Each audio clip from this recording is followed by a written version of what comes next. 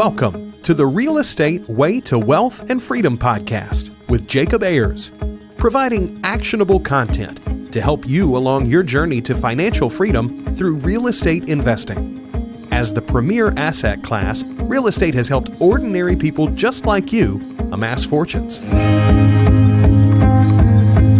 The benefits of passive income from real estate investing will allow you to live a life you want.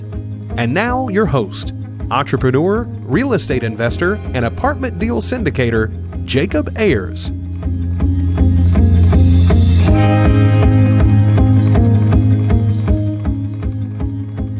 Hi, and welcome to the Real Estate Way to Wealth and Freedom podcast, episode 164. Hi, I'm your host, Jacob Ayers. Thanks so much for tuning in to this week's episode. I'm so glad you're here. Today, I'm excited to introduce you to our guest, Sterling White. Sterling is an investor and business owner on a mission to make the world a better place through principled and efficient real estate investment. Before transitioning to multifamily, Sterling had been involved with the purchasing and selling of 100 plus single-family properties. Today, his focus is on purchasing income-producing multifamily properties while scaling his 300 plus unit portfolio across the nation through the company he co-founded, Holdfolio. Today, we're going to be discussing making the transition from single-family homes to multifamily investing and how you can syndicate your very first apartment deal. So without further ado, let's jump into this week's episode.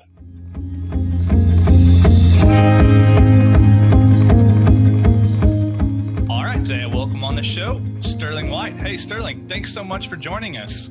No, thank you. And I am ready here to bring the value. So audience, get ready. It's going to be, I'm taking you on for a ride. All right. Well, we are ready. Absolutely. Sterling, before we jump too deep into it, tell us a little bit about yourself, your background, your experience in the world of real estate investing, and just tell the audience members a little bit about you. Yeah. So a little bit of background on myself is, this is going to be a very quick rundown, is I've always had the entrepreneurship bug. Early elementary days, my actual first product was Kool-Aid. And then second was Pokemon cards. And then basically that's how I got the whole business and structuring in terms of putting people underneath you that allows you to scale. And then fast forward, how I got into the real estate industry is I kind of just fell into it, universe. I was in college. My roommate was in construction and just tagged along. And ultimately, I knew I wanted to be in real estate, but I wanted to be more on the investing side. And that's when I found a mentor, started working for that person for free, and then transitioned to where I'm currently at, where I own just under 400 units. And that was all done in about 3.5 years. Yeah, that's awesome. So you've kind of always had that entrepreneurial spirit starting out elementary school selling stuff. So I love that. Sounds like you kind of fell into real estate at a pretty early age. Lots of people out there kind of fall into it haphazardly or by happenstance, right? And it's never like their first and primary goals. So walk us through,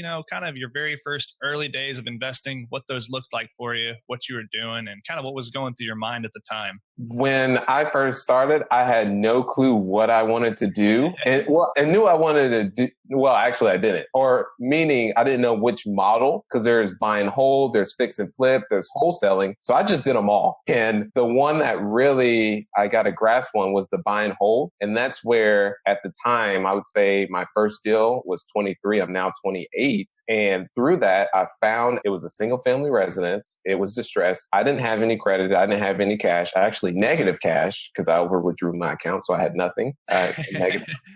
But I did partner with my mentor who did have the cash and didn't have the time to find deals. So the way I structured that is instead of taking like a simple wholesale fee, I retained equity. So I thought more long term. Yeah, I love that. And I think that's a valuable lesson for people out there listening right now is you got started, you had no experience, you had no cash. So what's one to do? And partnering is a great way to really get that ball rolling. So tell us how that helped you kind of get your real estate investing journey started and, what did that look like? It was tremendous in terms of, again, many people thought I was crazy for working for someone for free, but I was able to compact their 20 plus years knowledge into the 3 years, 2.5, 3 years I worked with them. And so that helped me on my journey to the philosophies to use, how to do property management, how to manage contractors. So on that first deal, I was thrown into the fire on the side of I had to coordinate with the closing company, do the property management, take all the incoming calls. So just learning the whole process by being in the trenches. And,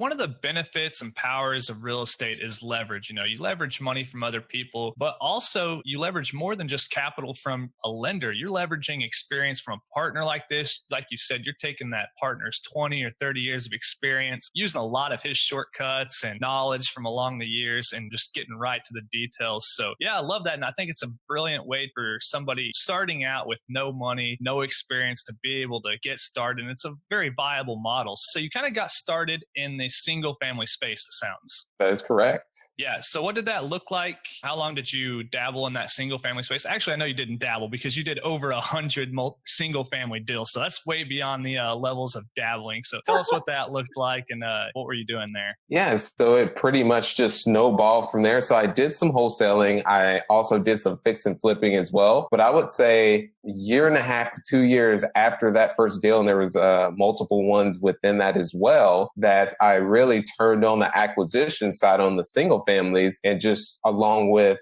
friends and family started purchasing anything we could get our hands on at that time in terms of on the single family side. And to date, own just close to about 150 of those at this moment. So still retaining it. Awesome. So eventually you kind of turned the corner and decided you were going to do multifamily. So what was the driving factor behind kind of transitioning to multifamily and deciding to leave that single family space behind? It was more of the economies of scale. So we had all of these 150 single families in Indianapolis, some in Dayton, Ohio. That sounds like a headache.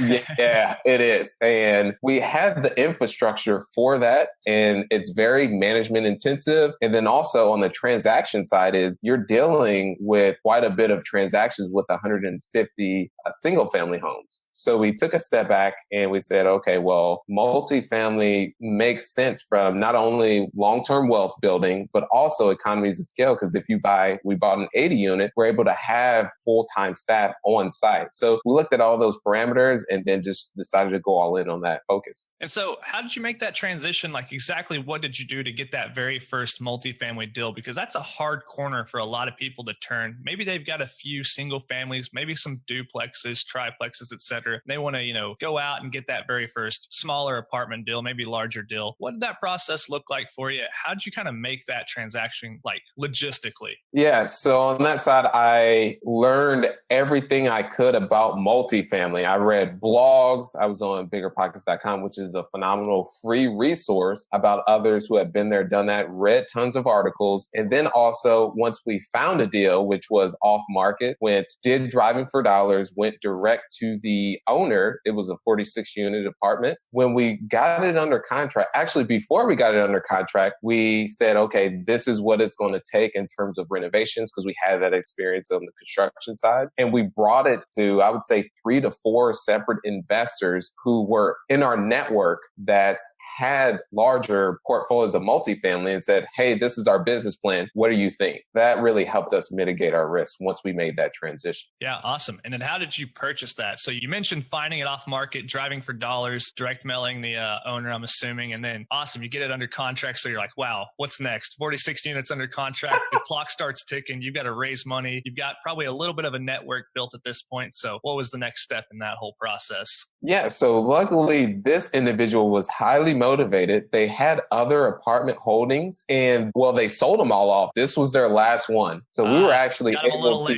Yes, exactly. Great timing, I would say, too. And we were able to get seller financing. So total purchase price, full transparency, was $900,000. And then we put down $200,000 of our own cash just to put that down as our down payment. And then we raised $685,000 from our partners in the form of debt to take care of those renovations. Yeah, awesome. So you raised $685,000 from investors on your very first deal. That is correct. Yeah, and then that seller financed the remainder of whatever that is.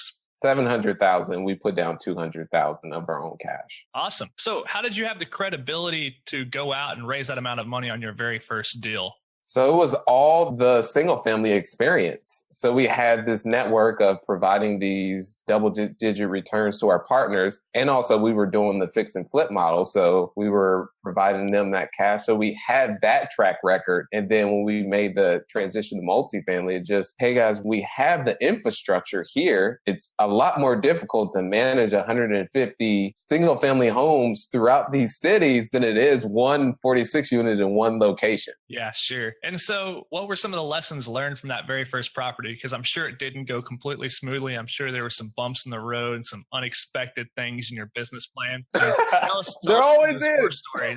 I would say the main one is taking a step all the way back is for everyone who is looking to get started in multifamily and also real estate overall. What's really helped for me is being self-aware of what you're good at, your strengths, and then also where you're weak at. It's tough to do, but once you figure that out, is complimenting people in those weaknesses and then going all in on your strengths. So my partner that I have with our company does the underwriting, financials, operations, phenomenal in that, and cleans up a lot of my mess that I make on the acquisitions, which we tech, and then also marketing. So had to mention that. And then the lessons that were learned is you can never be too conservative because we underwrote the deal conservatively, but then there was the winter season that came around that pushed back the delay on construction. And then also permits pushed back a delay too, which was something we did not foresee whatsoever. Yeah, sure. So when you're building your business plan, you think, hey, I'm going to have maybe 12 or 18-month renovations, but winter hits you and you've got issues with permits. And now that renovation model is 24, 36 months out, impacting your long-term cash flow. So yeah, that can really be a huge hindrance in one's business model. And if you're not able to account for those things or at least be able to ride those things out, it can really be a big problem. Yeah, exactly. And then at one point, one of the boilers went out. So that was something, an additional thing that we just did not foresee because there was the boiler. And then also when you're taking over, well, we still had this from our single family side, but when you're inheriting a property that's been mismanaged, you have to take into account there's going to be a drop in occupancy. That's what usually happens. So I would mention to your audience, always take that into consideration. Yeah. And maybe for the audience members that don't understand why there is a drop in occupancy, could you explain why that typically happens?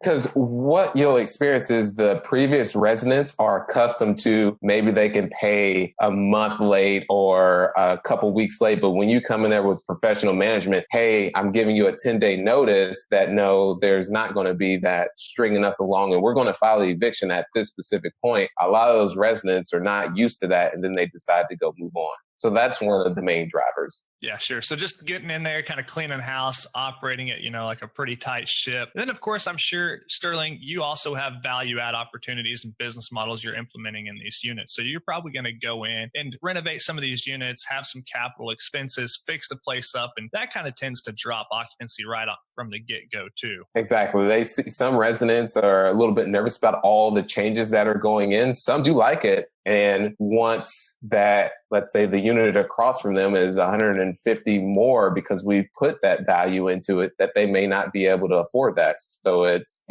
one of those unfortunate things that happens. Yeah, sure. So talking to the audience members listening in right now, Sterling, what kind of advice would you have to someone who's looking to kind of turn that corner and invest in multifamily, maybe do their first syndication? What kind of tips or advice would you have to that type of person? One is what really helped us is we built a software ourselves that helps streamline the investment process because there's a lot of moving parts associated with that. And then the second one is when you're getting to syndications, ensure that you have your ducks in line in terms of the regulations and you have an attorney on your side. Because when you're dealing with securities and accepting money from people, that gets pretty serious. Yeah, definitely so. And there are a lot of rules and regulations enforced by the Securities and Exchange Commission, or the SEC, as most people have heard them referred to as. And yeah, like you say, when you're investing other people's money and taking people's money and investing it for them, there are a lot of rules and regulations you have to make sure you're following. And to be honest, there are rules and regulations that you and I probably don't best understand. So it's better to have somebody on your team, like an experienced real estate attorney, to help you kind of navigate those waters. So it kind of goes back to what you've been mentioning, having those partnerships. So if you think about that, that is in essence a partnership with this real estate attorney, and you're leveraging their experience and all their years of studying law and practicing and passing the bar and all those things, which you and I don't have that experience. No, not at all. I'm glad I didn't go that route either.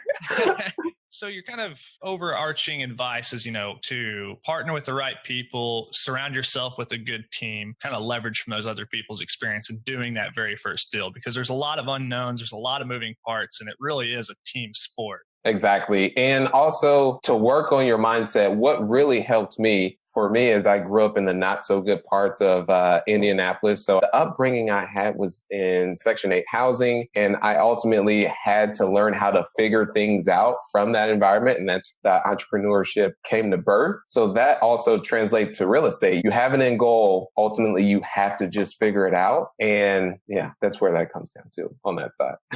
Yeah, sure. So people out there, Sterling, are probably thinking, okay, I'd love to get into multifamily. I'd love to do a smaller apartment deal, but I don't have quite enough capital. I don't have enough credible experience for a bank to lend me personally money. What's one to do in that situation?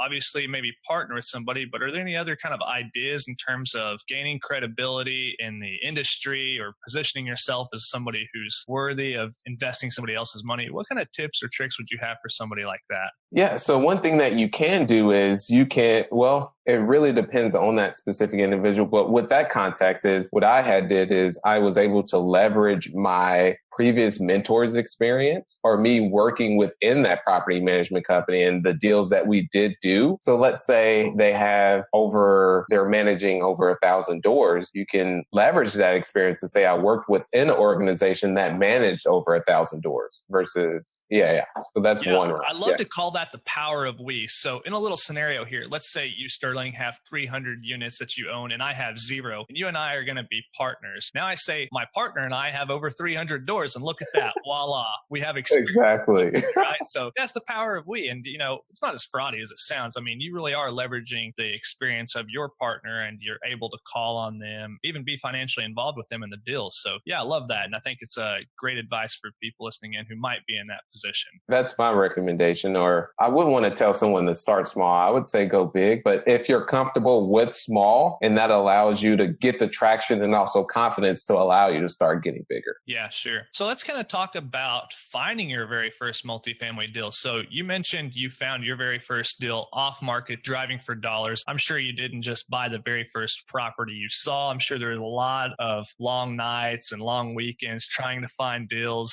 searching the web, searching county records, all kinds of things. So what are some good ways for people to find their very first multifamily deal? So all of our deals have been off market, and that is 249 units comprised of 4 separate properties. That is, our primary contact is cold call. So we skip trace to find the owners of these specific assets.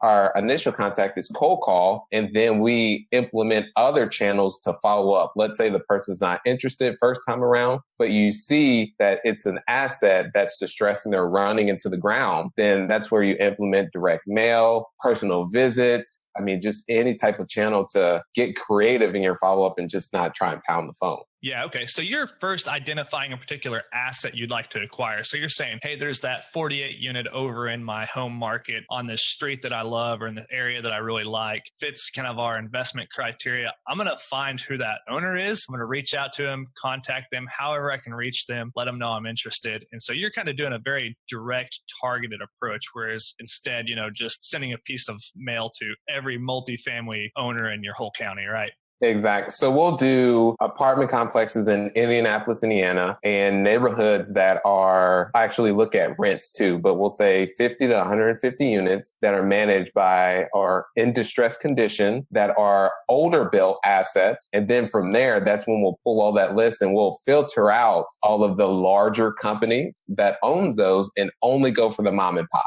Yeah, I love this. And something I'd like to dig in here and kind of point out is you've got some particular criteria you're using to filter. And this kind of goes back to earlier when we were talking the show. When you first got started out, there are many ways to do real estate, right? Wholesaling, fix and flip, buy and hold. The list goes on and on. You said you were trying to do them all, right? That probably didn't pan out so well until you started narrow down. And eventually, have landed on buy and hold multifamily property. So that's your niche. And then even further, you're still narrowing down around kind of nailing down your investment criteria. So yeah, I love that. You're not going to end up analyzing mobile home parks in Oklahoma City, Oklahoma. Yeah, exactly. That's not your niche, right? So you're not going to waste your time there, and you're not going to be looking at raw land in South Texas or multifamily deals in Houston. So you've really kind of narrowed down your investment criteria, and that helps you kind of focus and just kind of in a directed path. Yeah, it comes down to the 80-20 principle is focus 80% of your efforts on these 20% of assets that meet your criteria. Because a lot of the times you just have to be persistent and stay top of mind. But if you have the whole shotgun approach, that's very difficult to do. I mean, some people probably can manage that, but if you're very targeted, that allows you to be that much resources on those specific assets. Yeah, definitely so. And I love that you mentioned that. I want to bring that up. And I know you're a really big mindset guy. So we've been kind of talking about the technical nuts and bolts of how'd you find your deal? How'd you build your team? What'd you do? Business plans, but kind of overall, talk about that mindset. What's your plan and what's your mindset going into these multifamily deals? The overarching thought is even though you're buying, you're still selling. That's the big picture, overarching thought.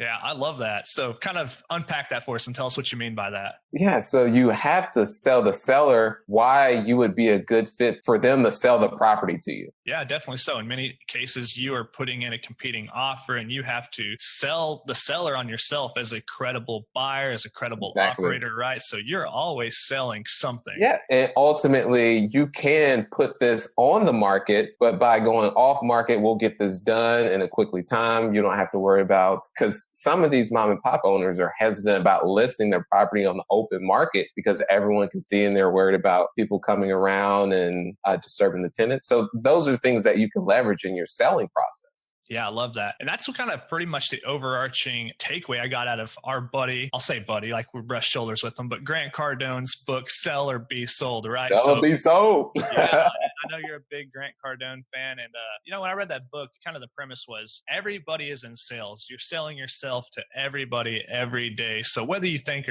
you are or not, you ultimately are in sales. And as a real estate investor, that's only so much more true. Yeah, it's in business, it's in life. Let's say your daughter my daughter want to go to gymnastics practice. I have to sell her on why that's beneficial and it's going to allow you to be better at that specific craft. I have to sell, or she sells me on, okay, I don't want to do that. Yeah. Yeah, sure. So, what's kind of in the future of Holdfolio and your investment company there? And, what does the future hold for you guys? What are your goals and, what are you trying to do there? Yeah, so just myself, take it 1 year at a time. And the primary focus for just next year is to acquire 500 multifamily units and bring those online. Man, I love that. Yeah, that's awesome. So you're more than doubling your size as your goal in next year. And I'm sure you've kind of got the systems and the processes in place. And more importantly, you've got that mindset already set. So yeah, I love that. Now, you mentioned earlier in the show, let's just talk briefly about this technology piece that you said you implemented. So I know you and your partner, Jacob, pretty good name there, founded SyndicationPro. So tell us exactly what that is and how it's helped you invest in your own portfolio. Yeah, so SyndicationPro in a nutshell just allows a syndicator or someone who raises capital to streamline the entire process, saving up to 50% during the course of that, and also creating a whole investor experience to where they manage their investors and facilitate that process. Yeah. Okay. So what exactly does that mean? It sounds great. It sounds like a bunch of fancy words, but what exactly does it do? So for us, how we leverage it is once we have an investment opportunity, we put that on our website and then we email out to all of our investors. Our investors can go to that specific investment on that webpage, hit the Invest Now button, complete the whole process on there, sign the PPM subscription agreement. And through that, they can also send their funds via ACH into our account. That way they're fully invested. And then the second half is once they want to view how that investment is doing, they have their own dashboard. Yeah, really cool. So that kind of helps in the acquisition phase of raising money and actually, getting those funds wired over to whoever that may be, your escrow agent or whoever that is. Mm-hmm. And then it sounds like there's kind of like a management piece of ongoing for the deal where they're able to log in and see how the investment's going, check, what distributions have maybe already been made or maybe are expected, things like that. So yeah, it makes your job as a real estate syndicator, apartment deal syndicator that much easier, it sounds. Yeah, because before that, we would use the service here, MailChimp, and then we would use Zoho here for CRM. We just thought, how do we centralize all this in one place? That way we're not just being inefficient. That's what it just comes down to in terms of structure, which ultimately allows you to focus more on deals because you're not doing the operations back office. Yeah, awesome. Just another one of those ways we talk about leverage, right? Leveraging systems, leveraging processes, leveraging people, leveraging capital. That's what it's all about. So you found a way to once again provide some leverage in your own business, and it sounds like it's working out really well for you. Technology is huge nowadays with what can be done with it. Yeah, it's interesting. And that's something I try to think about pretty often. I'm just not a very creative guy, but I always kind of think about, okay, how is technology going to disrupt the real estate industry in the years to come? And it's hard for me to imagine what it'll be like, but I know it will be certainly different. Yeah, and you'll be like, oh, that makes sense why that was disrupted. Yeah, there's a lot of interesting ideas and concepts you read about out there about emerging technologies and how it will disrupt real estate. I guess one interesting thing that we've seen to date is Airbnb, right? That's like a huge thing in our market. And maybe 10 or 15 years ago, it would have sounded crazy that people are going to rent out their homes or bedrooms in their homes. And Airbnb is now, let's call them the largest real estate company in the world, but they know real estate, right? So what an unfathomable idea. And at some point, there may be a possibility where there's not, I may get some flack for this, real estate agents, to where there could be a directory and people, of course, would have to adopt that to where someone lists their home for sale and then you have someone who's interested in buying and there's no agent that's involved. Of course, there's some paperwork, but there's probably a way to streamline that whole process. Yeah, I think there's certainly people trying to disrupt that industry as we Exactly. speak. Yes. Whether they're successful or not, we'll see. But yeah, interesting stuff. So, well, Sterling, it's been real fun talking with you and just kind of sharing your journey and, talking about multifamily and mindset and all that good stuff. So as we're wrapping up here, we've got a lightning round, just a series of questions we ask every one of our guests. Are you up for it? Oh, yeah, let's roll. All right, awesome. Well, the first question in the lightning round is, what was your biggest hurdle getting started investing in real estate? And then what did you do to overcome that? I think it was my fear of failure was the biggest one. The way I overcame that was I did a huge challenge. I actually haven't shared this with anyone just yet, but maybe one person, two people. But it was, I attempted a Guinness World Record, which went public in terms of people from the city of Indianapolis visiting that. It was an absolute failure. And it was the world's fastest fireman carry for a mile. And I made it 2 laps and dropped the person. But once that happened, I thought to myself, this isn't so bad. And then that was, I don't know if that was a light bulb or, yeah, it's interesting. I love that. Just recently, this previous episode on the Real Estate Way to Wealth and Freedom podcast called Friday Fundamentals, do a little short segment, right? And we talked about how to fail and failing forward, failing fast, failing frequently. So you're out there just kind of pushing those limits and thinking like, okay, well, hey, I failed this, but it wasn't so bad. Here I am still alive today to tell the story. So exactly. Yes. Yeah, I love that. Really cool. Well, do you have a personal habit that contributes to your success? Training in sales every day has helped me tremendously. Okay. How do you do that? What are some platforms you use, or what are you training? I read books on sales, and it's more of like newer age selling techniques, not the old NLP, all that stuff. Also, not an affiliate at all, but of course, Grant, he's got Cardone University. So I'm in that, and that's been tremendous in terms of the value and just the whole sales processes, how to sell, and that's been great. Awesome. Well, do you have an online resource that you find valuable in your day-to-day? Something that you use maybe on a daily basis that you find valuable in whether your business or personal life or whatever? Not so much. I like to use, I don't really have anything that I use like on a daily besides that training that I mentioned to you. Yeah. Okay. Well, that could easily be one, right? So yeah.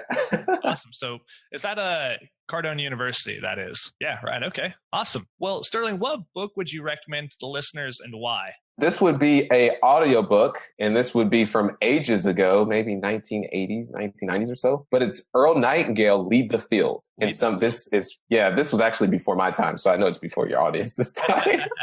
Maybe for some of them. But Lead the Field he was the dean of self-development. He was right around the time the Zig Ziglars, et cetera. But that really helped me in shaping my mindset, like being goal-oriented, not necessarily structuring business. It was all just like mindset. mindset. Yeah, Positive. awesome. Yeah, I think that's a very important topic, especially for people getting started out, is start with that mindset, build it and just kind of have that fundamental basis to grow on from there. I think is really important. So yeah, we'll link that book in the show notes if our audience members want to check that out. Last question, Sterling, if you were to give advice to your 20-year-old self, although not too long ago, to get started investing in real estate, what would that be? Find a mentor to work with and work for them for free. Simple as that. Yeah, I love it. You say that, and I've actually done that in my own investing journey. And yeah, it pays dividends, and dividends that you really can't count.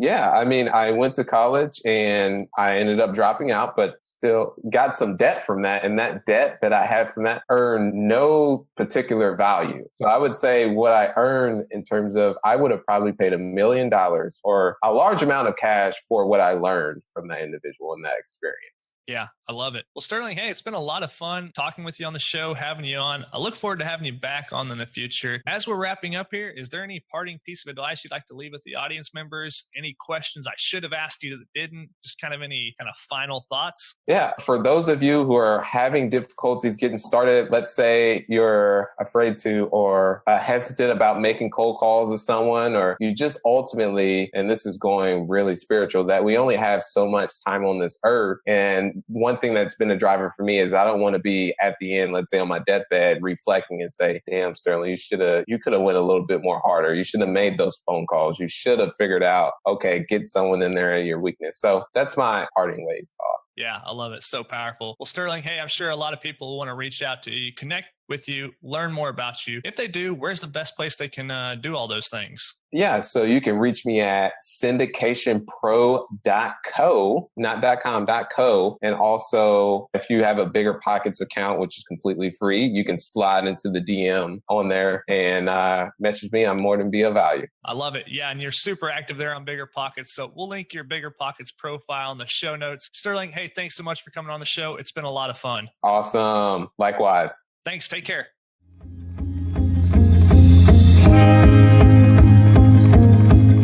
All right, that wraps up this week's episode with our guest, Sterling White. Well, hey, I hope you're getting value from this show. If you like what you've heard, please go over and leave a rating and review on whichever platform you're listening on. For more information, resources, to connect with me, you can visit www.jacobayers.com/contact. Feel free to reach out with any questions, comments, just to say hi, or if you have any questions about your own investing opportunities or deals or anything of that nature. I love talking with you. I love hearing from you. So please don't be a stranger. Come over to the website, say hi. Till next week, engineer the lifestyle you want.